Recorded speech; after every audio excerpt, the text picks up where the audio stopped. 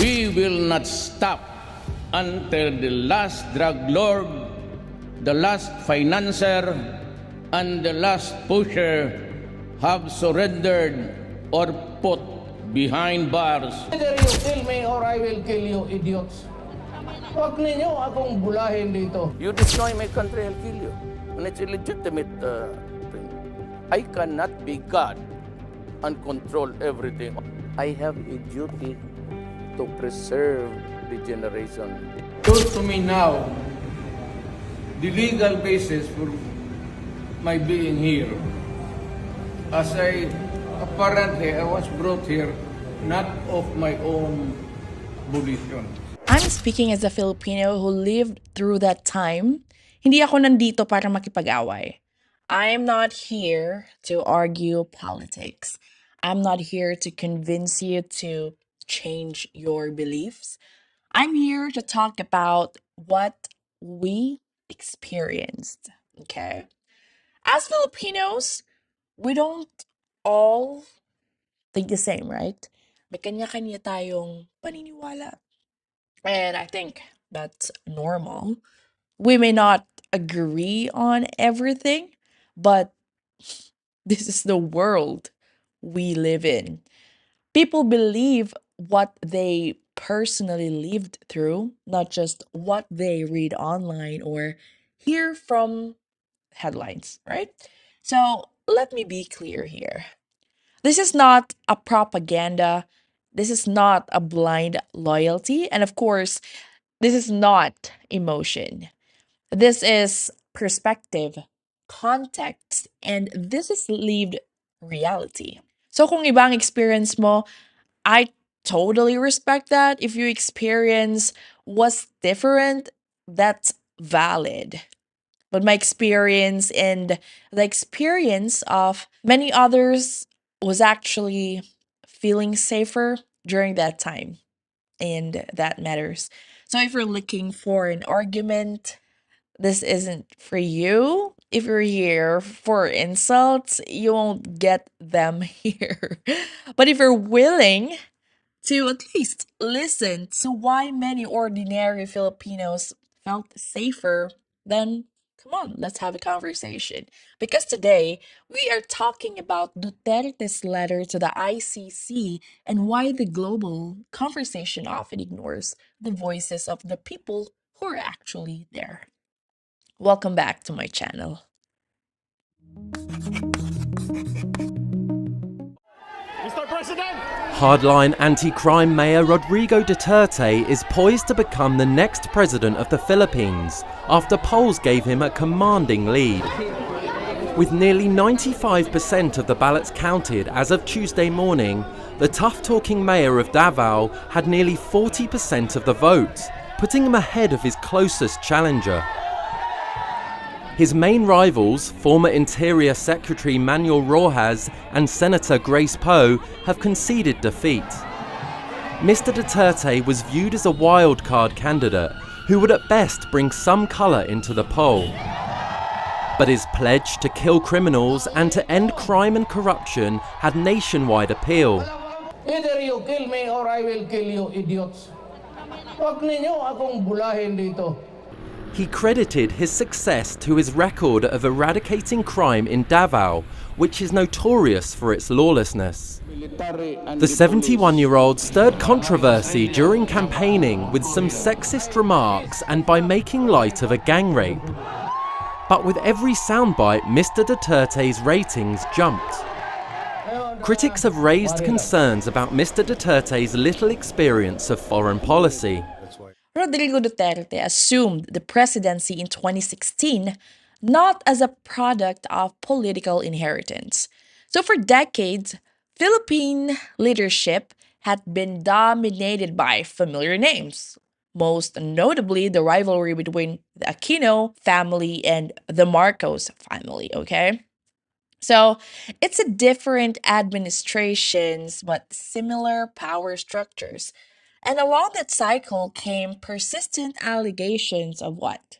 Corruption, weak enforcement, and institution that many citizens no longer trusted. By the time Duterte entered the race, public patience had worn thin. So before Duterte took the office, daily life carried visible anxieties. Illegal narcotics were no longer isolated problems. They had reached neighborhoods, schools, and transport hubs. And at international airports, travelers feared the Laglagbala scheme, where passengers could suddenly face criminal accusations without clear case. Now, the security threats from extremist groups such as Abu Sayyaf remained unresolved. Major violent incidents left lasting scars. Public confidence was further shaken by controversies surrounding disaster response after Typhoon Yolanda, and as well as the PDAF or Pork Barrel Fund misuse scandal.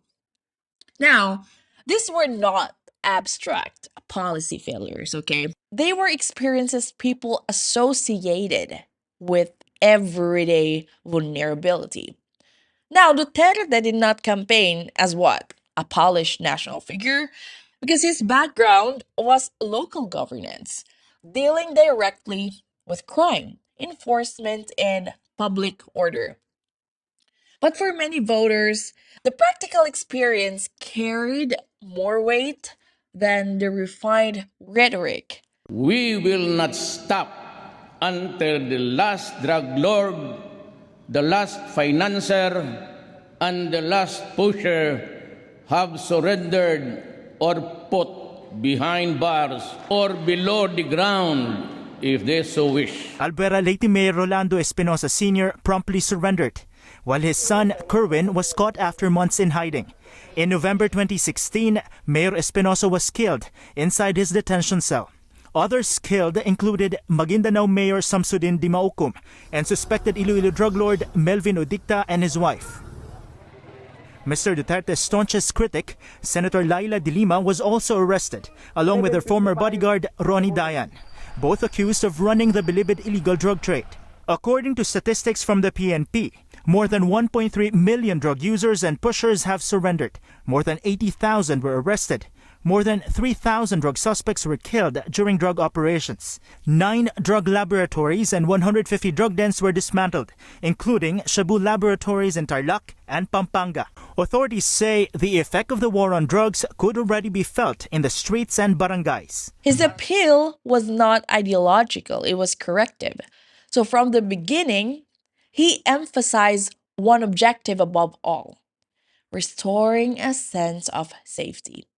And this included an aggressive crackdown of illegal drugs, the dismantling of airport extortion practices, the empowerment of law enforcement to act decisively.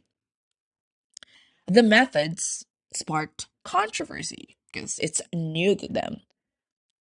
The intentions, however, was consistent: reduce fear in public space. There is also a specific moment many Filipinos still remember. So, 2 days after Typhoon Yolanda made a landfall, Duterte arrived in Tacloban. There is no Tacloban City right now. Wala sa langit. I really do not know. The president has been there. Maroas was there. I would suggest that, any suggestion lang, a state of calamity is not enough. There has to be a state of emergency because there is no local government functioning. Yung inaasahan nila na police, army, pati mga social workers, taga-gobyerno, lahat sila biktima, lahat sila may patay.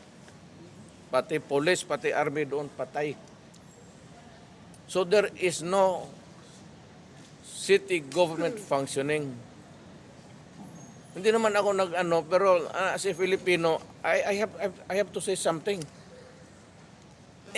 Ang mga patay na sa dalan, as I said, I do not mean to be, God must have been somewhere else, or he forgot that there is a planet called Earth. Hindi ko malaman kung iiyak ako. I cannot shout in anger because you cannot be mad at anybody there. Maraming mga taga Davao na nagbibigay ng pangalan to check.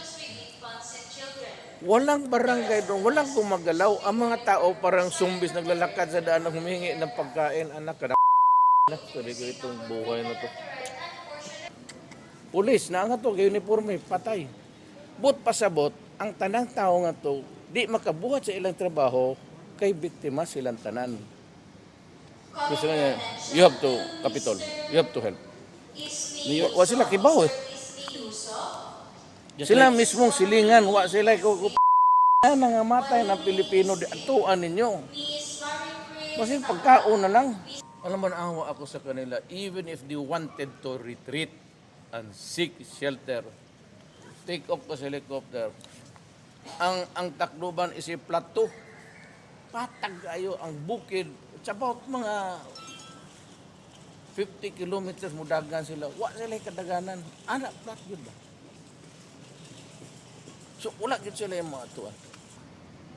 Ang katong akong gipada tong the other night, they were arrived Tacloban just this afternoon because they had to negotiate their way and may na sila nagdaman sila dan. Ang atong 911 kompleto na cutter. So you got nila hinay-hinay, nakaabot sila. I think we are the first, but I'm not saying that we are the only one who was helping. Katotong tuang to, it's only good for about 3 to 4 days. Mubag down to. Mubag down to tungkol sa pagkaon, ang ilang kasilyas, asas po sila, human beings. They have the needs. Walay klarong pagkaon nga to, walay klarong kasilyas o asa. I expect nga on the 3rd or 4th day mo reklamo na to. So ang akong gusto, ang mga to nga to, I'm not trying to be funny, guys. Kanang mo handle og patay. Handle og patay. Kadaghang nga to apparently, no one is ready to just pick up. God, they are decaying. You must remember Friday, Saturday, Sunday, Monday. So tama gitong akong decision. Friday, Saturday, pagtan-on ako sa TV, ingnan tamong, I told the Davaoenos city residents, we have to help. Maski na paano, kasi ano kalit, we have to help. I want to create channels, emergency channels sa Sudan. Nakasakali maganon, may super typhoon, well in advance, advised so many days ahead. And yet, ganon ang, well, of course, andoon si Mare. Gasmin was there all along, all the time. Sabi niya, Lord, wala talaga kami. And I agree with them. It's the entire city, it's 95% lost. There is no Tacloban city right now. He traveled by helicopter from Cebu to assess the devastation from the air, and there was no staged media event. Just immediate presence, during the crisis. And that gesture did not solve the disaster, but it communicated urgency and responsibility. Kung mamatay ka kasi galit ako sa droga, you can hold me responsible for any death that has occurred in the execution of the drug war. Pero huwag ninyo akong bintangan dyan sa patayan na hindi mo alam kung sinong pumatay.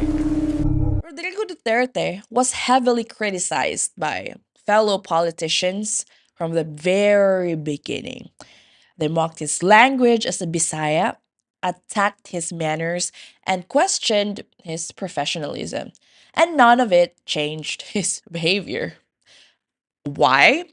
Because he wasn't trying to impress them. Not at all. He did not speak like a career politician because he wasn't governing for politicians. He spoke the way many ordinary Filipinos speak: direct, blunt, and fed up. Fed up with corruption, fed up with drugs destroying communities, fed up with leaders who talked endlessly and delivered little. He didn't pretend to be refined. He didn't sanitize the words. that was not ignorance. That was alignment. He literally acted like a regular Filipino citizen who had reached his limit, and millions recognized themselves in that attitude. Political elites saw it as crude, ordinaries saw it as the most honest politician ever. Now, what was his relationship with media and why it was hostile? Duterte never tried to become a media-friendly leader, not because he lacked awareness, but because he understood how media influence works. Now, the headlines reduce complexity, sound bites remove context, and the narratives are shaped before facts are finished. Okay? So he refused to perform. He spoke plainly. We all know he talks sometimes harshly and often without polish, and that made him difficult to package. And leaders who can't be neatly packaged are difficult to control. Remember that. So as a result, criticism intensified, but Duterte didn't just adjust his tone to regain approval. He ignored it. Because public approval mattered more to him than elite acceptance.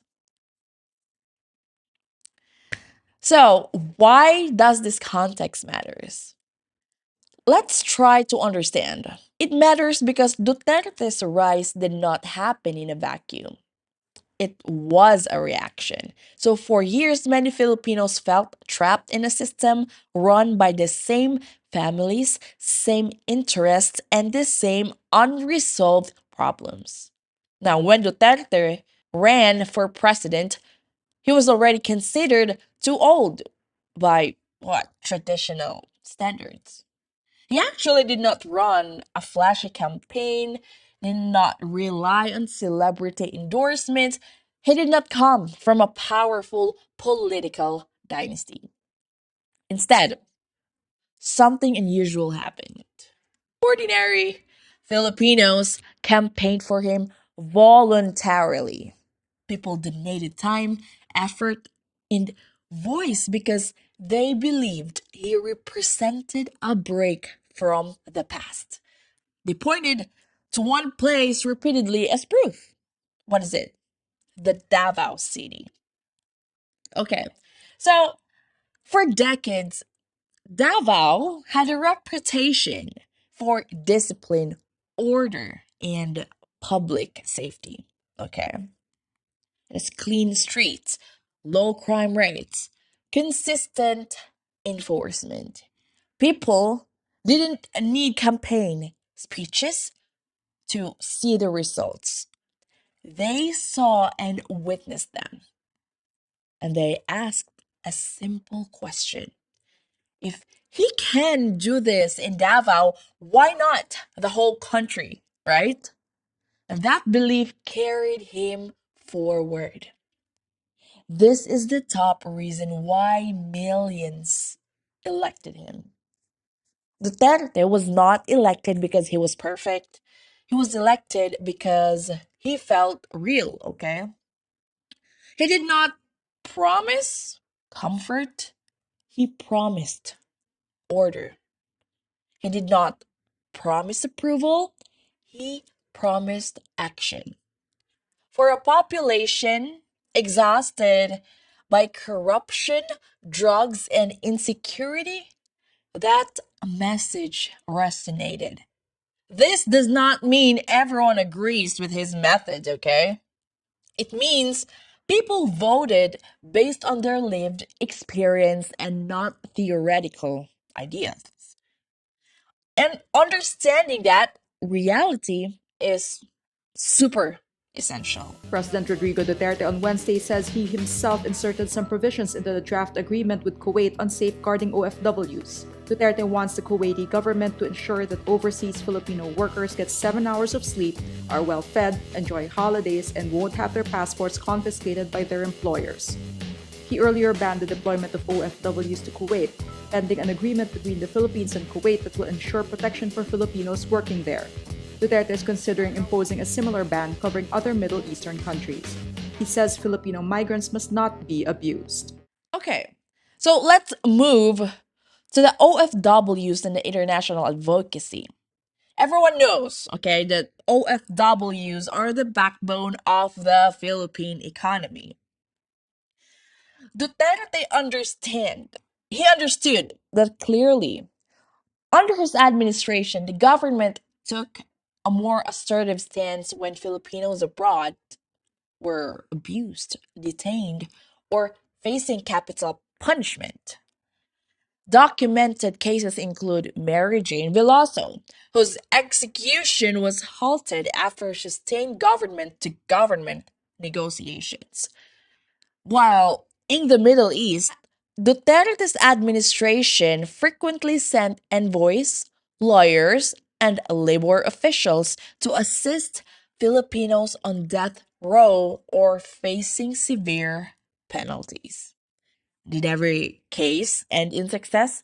No, but the approach changed.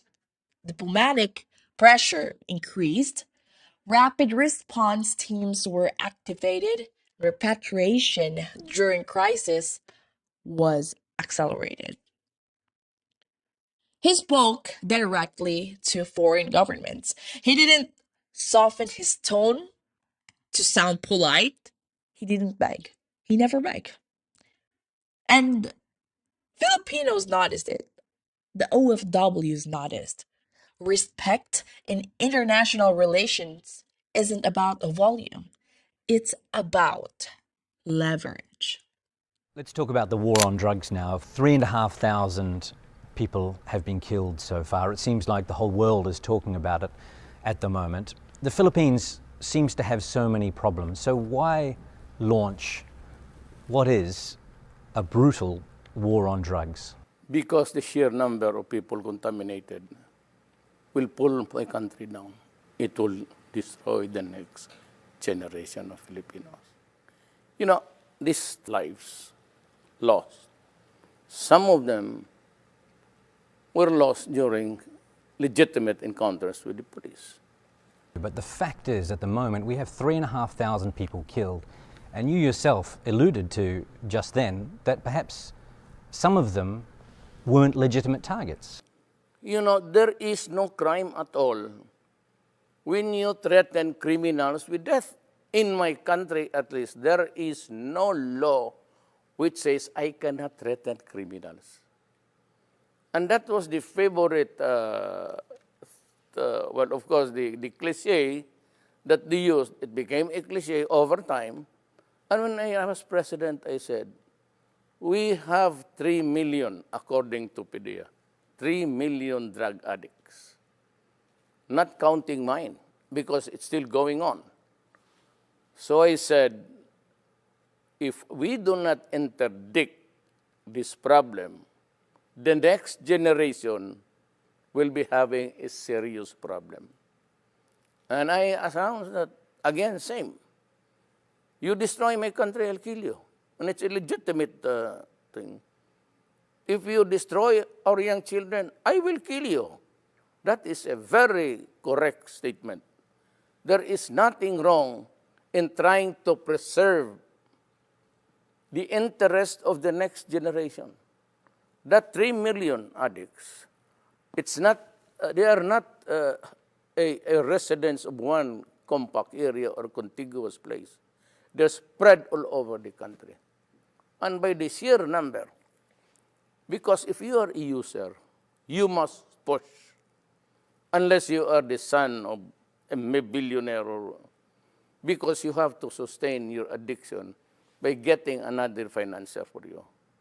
And then the next financer will have to get a new victim to finance it. That's how it became. That is how drugs is spread. But it was not until I became president that the widespread and the magnitude of the problem became really a serious issue. So what about the that is children bad. and the innocent people who have been Well, killed? that is bad. So will those cases be investigated? Yes, of course. Do you promise of that? Course, of course. But let me tell you, this is the law of my land. Here is a police. Here is a gangster. He's armed with an M16. The gangster only a pistol. But when they meet, they exchange fire. With the police with an M16, it's one burst, and hits 1,000 people there, and they die. There's no criminal liability. It could not be negligence because you have to save your life. It could not be recklessness because you have to defend yourself. You went to law school. Yes. You worked hard to be part of the legal system. You are a lawyer by profession. Correct. And you were a prosecutor for many years. Yes. Do you still believe in the country's judicial system? Like now, I should believe in the system because I will guarantee this time that the law is break. There are judges here in Manila, more than 1,000 cases, no conviction at all of a drug case. That is where money flows,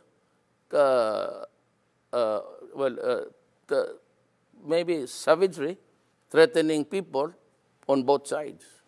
That is how it is played here. That's why we have this miserable thing about the drug problem now. But do you agree, do you acknowledge that you have encouraged vigilante killings? No, I said I will kill you. If I encourage, fine. Yes, but the point is that people can get away with murder right now. And you know that some of the killings are not legitimate. Well, So do you think that there might be cases of people settling old scores out there and disguise? when you bomb a village, you intend to kill the militants, but you kill in the process the children there.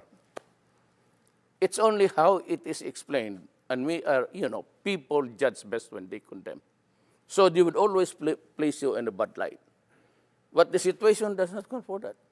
And that explains the reason why, until now, I have yet to hear an apology for those who have in Vietnam, in Afghanistan. Never mind about the militants. Kill them. But then, in the process, 2 families, hospital, it's collateral damage. Then why is it is a collateral damage to the West, and to us, it is murder? Read Ian Grillo. This is how the cookie crumbles. Exactly. So when I make a projection, I will kill you because I'm the mayor, I'm the president. Now, if vigilante would take over, but, I cannot control it. I cannot be God and control everything. Okay, you just kill these guys or you wait for the courts to do that. Well, you can encourage good policing and you can encourage justice Yes. and trust in the judicial system. Correct. But when I was campaigning as a president, the drug problem was already reaching by the millions. Well, 3 million is 3 million. Now, during my time, we have started to count. We are nearing now the 800 mark, 800,000. By the year ends, I would have about also 1 million. So I have 4 million drug addicts. Do you think that's an easy number? No. So why not put all the energy into rehabilitation, Well, where do you find it? reforming Energy? healthcare? Okay. Can we cut this for a while? I'll just have to. Pakihanap yung newspaper kahapon. He wants to show you the newspaper. Oh, sure, no problem. So you were saying about this facility, sir. What is this about? This is a rehab facility built by somebody. This is what they cried at. Duterte, he should have built rehab houses instead of killing the criminals, the drug lords. This would cost millions. I entered the presidency of the Republic of the Philippines midterm. There is nothing at all left in that budget for this year, which was prepared by my predecessor, which was also prepared the other year to be implemented this year. The implementation does not contain any money. Because nobody, until I became president of this country, nobody realized how widespread, how dimensional it was for us. Now let's address the issue most people claim to understand, the war on drugs. Before Duterte took office, the drug problem was not hypothetical, okay? Reports of meth or shabu labs near transport hubs, entire neighborhoods affected by open drug trade, addicted individuals wandering streets untreated and unchecked, and police units compromised by narco money. This was a daily life. Duterte did not create the drug problem. He inherited it and he made a choice. Enforcement over gradualism, force over performative sympathy. That decision saved a lot of lives. And also, it cost lives. Both can be true at the same time. In several areas, the crime rates dropped. Families reported feeling safer. Communities reclaimed public spaces. But international headlines, only one number dominated: deaths. Only deaths. And what rarely made headlines were crimes that never happened, victims who were never harmed, children who could walk home safely again. Safety does not trend, fear does. And if you don't know the term addict, it makes the term addict makes outsiders uncomfortable. But addiction destroys families. It fuels violence. It destabilizes neighborhoods. Romanticizing addiction while ignoring victims is negligence, okay? A government is obligated to protect both public health and public safety. Duterte prioritized order first, believing stability was the foundation for everything else. His leadership cannot be understood in isolation. He was not elected because Filipinos wanted chaos. He was elected because many felt chaos already existed. His policies, language, and decisions reflected a society demanding order after years of dysfunction.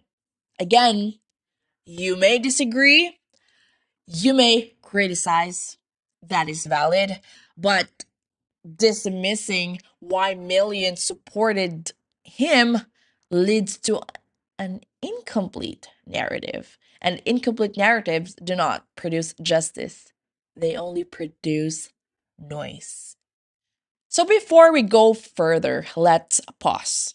Let's watch this video. You will just have to pay. Kung hindi ako papayag, kung kakampi ka dyan sa mga puti, you better go back to them and have the legal, I am a citizen of this country, a former president, and you show me a piece of paper and you're asking me to go with you. And I want to ask you, sir, if you understand this right. I was coming from you, very clear. Now that you're asking, sir, for the basis of the warrant, the ICC had issued a warrant pursuant to Article 25(3)(a) of the statute for crime against humanity and pursuant to Article 7(1)(a) of the same statute for murder, sir. For you to choose 3 people, nobody here. Chartered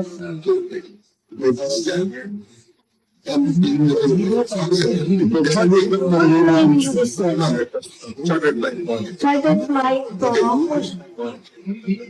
So we need our president. Sir, we need to know this information where you are bringing. Wala sa pig ko yun.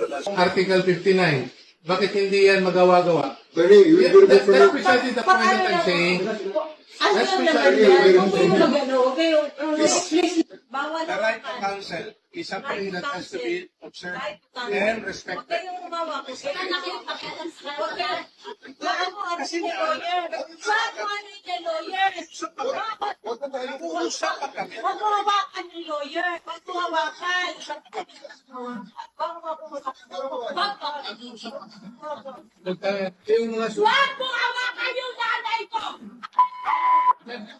Tanungin ko kayo, anong kasalanan ko? Matanong nga. Kayo, nandito lang kayo lahat. Dito, tanungin kita, anong kasalanan ko?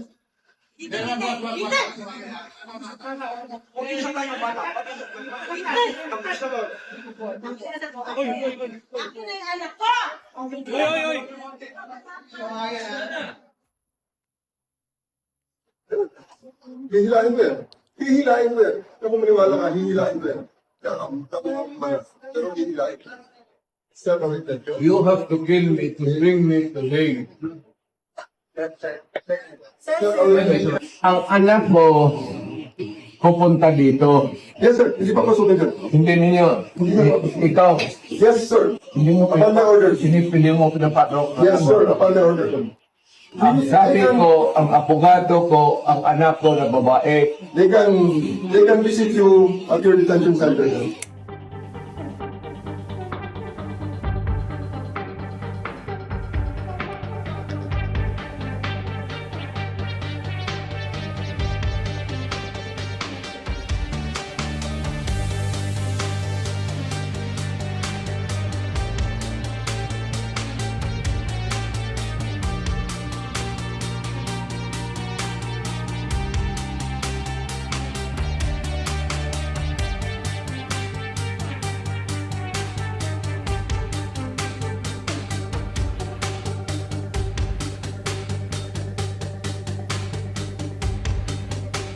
See that? No theatrical resistance, no chaos, no attempt to escape, just harassment and pressure. Most importantly, the attorney present to defend him at that moment was denied. So, overseas Filipino workers reacted immediately. Protests, speeches, organizing, not because they were ordered to, no. They instinctively knew something was wrong. Now, the core issue. He was brought to the International Criminal Court in The Hague, or the ICC, and here's what's rarely said. The Philippines withdrew from the ICC during Duterte's presidency. That doesn't erase history, but it contests jurisdiction. The actions proceeded anyway.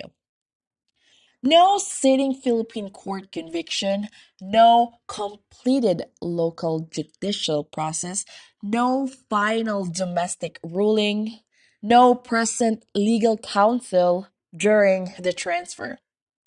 This is foundational. Justice is not about outcomes. It's about process. Without due process, justice becomes selective enforcement, and selective enforcement is power. If a leader can be moved internationally without exhausting domestic remedies, then sovereignty becomes optional. You know what I mean? This precedent doesn't stop with Duterte. It applies to every developing nation watching closely. So ask the hard questions. Why are leaders from powerful countries rarely held accountable? Why do military actions by superpowers escape prosecution? Why do developing nations face faster scrutiny? This is pattern recognition, and patterns repeat. Okay? Now, let's talk about the letter itself. It was not emotional, not dramatic. It wasn't fleeting. It was controlled. He challenged jurisdiction. He asserted national sovereignty. He denied criminal intent. And most importantly, he did not apologize for governing. He framed his action as state responsibility and not personal cruelty. And that distinction matters. Government policy, however controversial, is not the same as what? Personal crime. You can condemn the policy, you can debate the methods. Disagreement is not illegality. Now, let's put the letter on screen. This is a written waiver and statement submitted by Rodrigo Duterte while in ICC detention, dated February 17, 2026. He questions jurisdictions. He asserts sovereignty. He rejects criminal intent. No begging, no retreat. This isn't a plea for sympathy. That's the document. Hindi headline. It's not summary. Sariling salita niya. Now, I want to hear from you. Sa tingin niyo po ba, naging patas ba ang proseso? Does due process still matter kapag hindi popular ang akusado? Dapat ba pare-pareho ang international law o pili lang? At ito ang totoong tanong. Kung pwedeng mangyari ito sa dating head of state, ano ang ibig sabihin nito para sa sovereignty ng bansa? Again, I'm not asking you to agree with me. I'm asking you to think. Drop your thoughts in the comments, guys. I read them and I try to respond. So we will continue this conversation tomorrow about Vice President Sara Duterte's announcement to run for president in 2028. Thanks for watching, guys. I'll see you tomorrow. Goodbye.